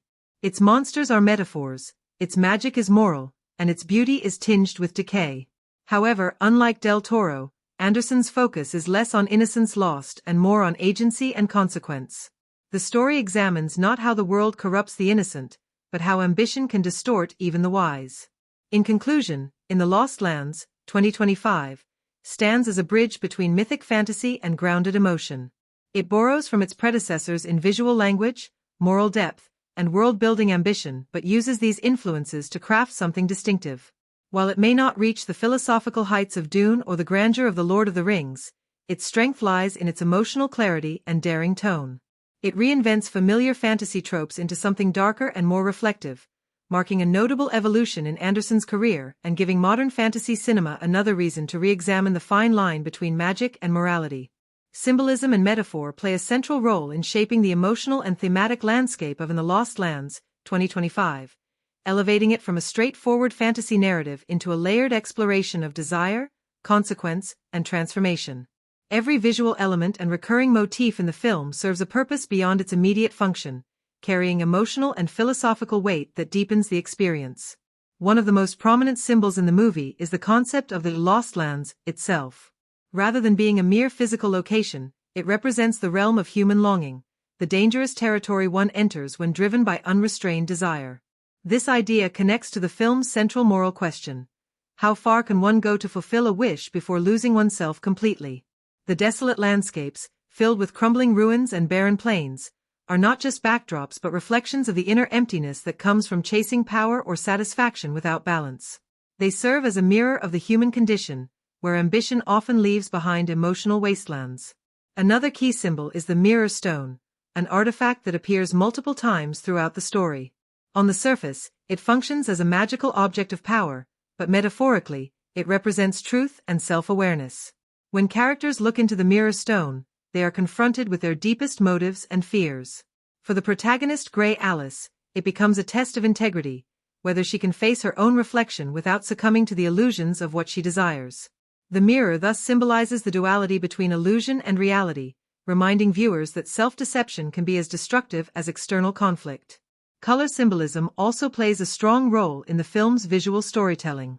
The recurring use of deep blues and grays reflects melancholy, isolation, and spiritual fatigue, while bursts of red signify passion, danger, or moral corruption. The gradual shift in lighting, from cold, muted tones to warmer, golden hues, mirrors the protagonist's internal transformation. As Grey Alys begins to understand the cost of her choices, the palette subtly transitions to suggest enlightenment, even amid ruin.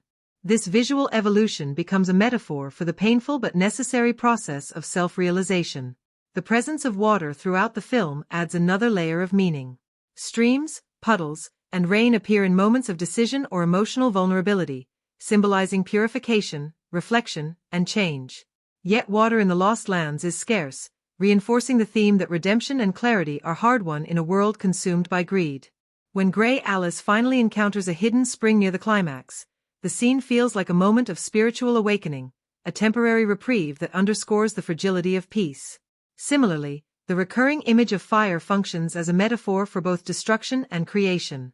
In one pivotal scene, a fortress consumed by flames becomes a visual representation of the collapse of moral boundaries, but in another, a small campfire between two characters signifies warmth, connection, and the possibility of renewal. This duality of fire embodies the film's larger thematic struggle, that every desire carries both light and darkness, and one cannot exist without the other. The beasts that inhabit the Lost Lands also hold symbolic importance. They are not just monsters but manifestations of human emotion, rage, envy, and fear given physical form. When characters confront them, they are essentially facing parts of themselves. This idea ties into the film's moral foundation, where survival depends not on external victory but on internal reconciliation. The use of recurring symbols like broken chains and fading sigils reinforces ideas of freedom and forgotten oaths. Chains appear in various forms, literal shackles, patterns on armor, or even shadows cast by structures, to remind the viewer that every wish or pursuit binds the seeker to something unseen. The sigils, on the other hand, represent fading belief systems and the erosion of moral order, suggesting that power without purpose leads to decay. Even the wind carries metaphorical meaning, often whispering through scenes of solitude or transition. It represents the unseen forces, fate, memory, or divine will, that guide characters whether they acknowledge it or not. When Grey Alys stands in silence as the wind moves through the ruins, the moment feels like a dialogue between mortal will and cosmic indifference. Together, these symbols form a cohesive language that speaks to the soul of the film. In the Lost Lands, 2025 does not rely on exposition to communicate its ideas. It allows imagery, color, and repetition to do the storytelling. Every visual cue is designed to resonate subconsciously, inviting the viewer to interpret and internalize meaning rather than simply consume it. This subtle interplay between surface and depth ensures that each viewing reveals new insights, making the film not only a narrative experience but also a meditation on the human yearning that defines both its world and our own. If In the Lost Lands, 2025, connects to a larger cinematic universe, prequel, or mythological foundation, its place within that lineage becomes crucial to understanding how it functions as both a standalone story and a continuation of prior ideas. The film draws from George R.R. Martin's short story of the same name, meaning it already carries a literary legacy and fan expectations regarding how faithfully it would translate to screen. The world of Martin's stories often deals with themes of power, morality, and human nature within fantastical settings, and In the Lost Lands attempts to sustain that tone while introducing its own cinematic rhythm. Whether it succeeds or struggles depends largely on how viewers interpret its relationship to those earlier works. The film exists in a space that feels both ancient and otherworldly, suggesting that it may be part of a larger mythos rather than a traditional fantasy sequel. It weaves together multiple character journeys, most notably those of Grey Alys, played by Milla Jovovich, and her client, a queen desperate for transformation. These characters recall archetypes from classic fantasy cinema while maintaining the moral ambiguity found in Martin's writing. Fans familiar with his narrative style will recognize the layered morality, where no act of magic or wish fulfillment comes without consequence. By placing the story in this moral gray zone, the film connects itself to a broader tradition of dark fantasy storytelling that questions rather than glorifies power. If considered through the lens of historical or mythic adaptation, In the Lost Lands blurs lines between fantasy and historical allegory. The world it presents, ruined kingdoms, harsh landscapes, and shifting loyalties, mirrors medieval or early mythological societies. However, rather than recreating history, it uses historical aesthetics to explore universal human emotions like ambition, betrayal, and destiny. The armor, rituals, and social hierarchies echo real medieval Europe, but the film deliberately distorts them to create a space where moral lessons feel timeless rather than bound by historical accuracy. This creative freedom allows it to transcend realism and lean into symbolism, a hallmark of both mythic cinema and George R.R. Martin's writing style. For fans tracking how this fits within Martin's broader literary universe, the film may serve as a companion piece rather than a direct extension. While Game of Thrones and House of the Dragon explore dynastic politics and large-scale conflicts, In the Lost Lands focuses more on mythic storytelling and personal transformation. It's less about power structures and more about the price of desire and the cost of magic. This thematic shift situates it closer to standalone fantasy anthologies or medieval legends than serialized epics. Yet the echoes of Martin's worldview, where every wish or ambition leads to sacrifice, keep it emotionally consistent with his other works. In terms of cinematic context, In the Lost Lands enters a long lineage of fantasy films that reinterpret folklore or ancient legends for modern audiences. Comparisons might be drawn with The Green Knight, 2021, which also mixed medieval imagery with abstract moral questions, or with older dark fantasies like Legend, 1985, and Willow, 1988. Like these films, it avoids high fantasy spectacle in favor of a more philosophical tone. This places it within a modern trend of literary fantasy cinema, where visual style and moral depth replace traditional action-driven storytelling. The inclusion of Milla Jovovich and Dave Bautista, both known for action-heavy roles, creates a bridge between commercial fantasy adventure and artful, atmospheric storytelling. If we examine the film as a potential franchise starter, it provides enough open-ended storytelling to allow future installments or anthology entries. The title itself, In the Lost Lands, suggests a world beyond the single story, a setting where other tales might unfold. However, it doesn't rely on cliffhangers or explicit setup for sequels. Instead, it hints at continuity through mythic tone and thematic resonance. Each story within this universe could explore new moral questions or different corners of the same world, creating a loose anthology connected by theme rather than plot. From a historical storytelling standpoint, the film also plays with the way history becomes legend. Its characters act as if they are aware of their place in myth, with prophecies, quests, and ancient pacts shaping their choices. This self-awareness adds a reflective layer, one that invites viewers to consider how myths are built and how they survive. Even if the events are entirely fictional, the structure resembles the way historical epics reinterpret reality to create moral meaning. Ultimately, whether viewed as part of a franchise, a literary adaptation, or a mythological reinterpretation, In the Lost Lands, 2025, positions itself as a meditation on legacy. It respects its source material while daring to present it through a visually ambitious, introspective lens. The historical accuracy is secondary to emotional truth, and continuity is defined less by timeline and more by tone. By embracing its place within the grand conversation of fantasy storytelling, the film offers a bridge between old myths and new cinematic imagination, ensuring that its world, whether real or imagined, feels eternal. The discussion of budget and box office performance for In the Lost Lands, 2025, begins with the question of scale, how much money was invested, and how effectively that investment translates to what appears on screen. While official production figures for the film have not been widely disclosed, estimates place it within the range of a modest to mid-level fantasy budget, likely between $30 and $50 million. This is considerably lower than major fantasy blockbusters such as The Lord of the Rings or House of the Dragon, yet the film manages to achieve a striking level of visual richness through efficient use of resources, practical effects, and controlled world building. Rather than creating sprawling CGI environments, the filmmakers focus on atmospheric landscapes, carefully designed costumes, and a grounded, textured aesthetic that gives the impression of a much larger production. Much of the film's visual strength comes from its world design. Director Paul W.S. Anderson, known for his experience balancing spectacle with limited budgets, seems to have approached In the Lost Lands with an emphasis on efficiency. By relying on real locations enhanced through digital extensions, the production avoids the artificial look that can come from overused green screen effects. The color palette, lighting, and costume design all contribute to a world that feels immersive and alive without the need for massive spending. Milla Jovovich's character, Grey Alys, is often framed in stark, elemental settings, deserts, ruins, and forests, that require more creativity than capital. These choices make the film appear far more expensive than it likely is, reflecting a strategic use of visual storytelling to elevate modest production resources. Marketing and release strategy also play key roles in determining whether a film like In the Lost Lands becomes a financial success. As a fantasy film based on a George R.R. Martin story, the project benefits from strong name recognition. However, marketing must strike a balance between appealing to Martin's established fan base and attracting a wider audience unfamiliar with the source material. The promotional campaign appears to have leaned heavily on the film's star power, highlighting Milla Jovovich and Bautista, both of whom bring international appeal.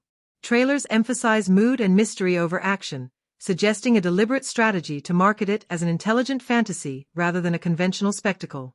The film's box office performance will likely depend on timing and distribution. If released alongside major blockbusters, it risks being overshadowed by larger franchise titles with bigger marketing budgets. However, a well-timed release, possibly in early spring or late fall, could allow it to stand out as a darker, more mature alternative within the fantasy genre. International markets, particularly in Europe and Asia, could also play a critical role. Jovovich and Bautista's established reputations in these regions could help the film generate steady returns even if domestic numbers remain modest. Additionally, streaming partnerships may prove essential to the film's financial stability. Many mid-budget genre films now rely on streaming rights, international sales, and long-tail digital performance to recoup investments rather than traditional theatrical revenue alone. The measure of success for a film like In the Lost Lands may not rest solely on opening weekend numbers. Instead, its performance over time, particularly through word of mouth, critical reception, and streaming performance, will determine its longevity. A fantasy film with strong artistic identity often builds momentum gradually as audiences discover it outside initial theatrical runs. If the film is well received critically and connects with niche audiences who appreciate mature, mythic storytelling, it could achieve cult status and steady post-release revenue. From a creative standpoint, the film appears to have used its budget wisely. Its restraint in effects spending may actually work in its favor, creating a more focused and emotionally resonant viewing experience. Where high-budget fantasies sometimes collapse under their own visual excess, In the Lost Lands feels more personal and self-contained. The limited scale forces attention onto character development and atmosphere rather than pure spectacle. In conclusion, In the Lost Lands, 2025, demonstrates how strategic filmmaking and marketing can stretch a moderate budget into a visually ambitious and thematically rich experience. Whether or not it becomes a mainstream hit, its success can also be measured in terms of audience reach, critical recognition, and its ability to sustain interest across multiple platforms. The film's controlled spending and artistic discipline suggest a production that punches above its financial weight, proving that fantasy cinema does not always require vast budgets to achieve depth, power, and cinematic grandeur. When deciding how best to experience In the Lost Lands, 2025, the viewing format becomes almost as important as the story itself. This film thrives on atmosphere, tone, and mood, qualities that rely heavily on visual scale and immersive sound design. For that reason, the theatrical experience offers the most powerful way to absorb its impact. The sweeping landscapes, intricate costume designs, and subtle lighting shifts all demand a large screen to be fully appreciated. The sound mix, layered with haunting environmental effects and a slow-building score, also benefits greatly from cinema-quality audio systems. Watching it in a darkened theater allows the audience to sink fully into the world of the film without distractions, turning it into a more meditative experience. The visual detail alone, mist over ruined cities, flickering torchlight, or the contrast between the natural and supernatural realms, creates a level of texture that is best seen on the big screen. For those unable to attend a theatrical screening, a high-quality home viewing setup can still preserve much of the film's intended mood. On a large television with good resolution and proper sound or headphones, In the Lost Lands retains much of its cinematic power. The movie's pacing is deliberate and filled with quiet, introspective moments that reward focused attention. A home viewing allows the opportunity to pause and absorb these small details, like the design of a weapon or the expression behind a silent glance. It's a slower, more reflective way to experience the film, which might appeal to viewers who prefer to study its layers rather than simply be swept up in its motion. The streaming release will likely open the film to a wider audience, especially those drawn to its fantasy roots and its connection to George R.R. Martin's storytelling legacy. For many, convenience and accessibility make streaming the most realistic option. In this format, the film becomes more of a personal experience rather than a communal one. Viewers watching at home late at night, with headphones or minimal light, can still achieve a deep level of immersion. The quiet atmosphere enhances the themes of solitude, survival, and destiny that define the film. Watching in a controlled environment, without background noise or multitasking, helps retain the intended emotional effect. Renting or purchasing a digital copy also offers the advantage of rewatchability. Because In the Lost Lands is rich in visual and thematic symbolism, multiple viewings reveal new connections, recurring motifs, subtle foreshadowing, and hidden narrative details that might go unnoticed on first watch. This makes owning the film appealing for fans who enjoy dissecting every frame and revisiting favorite scenes. The deliberate pacing and layered storytelling reward this kind of repeated engagement. Ultimately, the ideal way to watch In the Lost Lands depends on what the viewer seeks. Those who want immersion, spectacle, and the emotional impact of shared silence among an audience will find the theater to be the definitive experience. The darkness, scale, and sound precision of the big screen intensify the sense of danger and wonder that defines the film. Those who value intimacy, reflection, and quiet exploration of detail may prefer a home viewing with a focus on comfort and quality. In either case, the film's impact is strongest when viewed with full attention and emotional openness. In conclusion, In the Lost Lands, 2025, is a film that thrives on atmosphere and sensory depth, making it most rewarding when watched with intention. A cinema screening provides grandeur and immersion, while a carefully set home environment offers contemplation and repeated appreciation. It is not a movie to half-watch while distracted, but one that benefits from focus and stillness. Whether experienced in theaters or through streaming, the film's haunting world and emotional resonance will linger long after the credits roll, making the choice of how to watch less about convenience and more about connection to its mysterious, evocative storytelling. If you enjoyed this video and would like us to provide reviews of every kind of movie, please remember to like, comment, share, and subscribe to our channel. Have a great day, and we'll see you in the next video. Goodbye.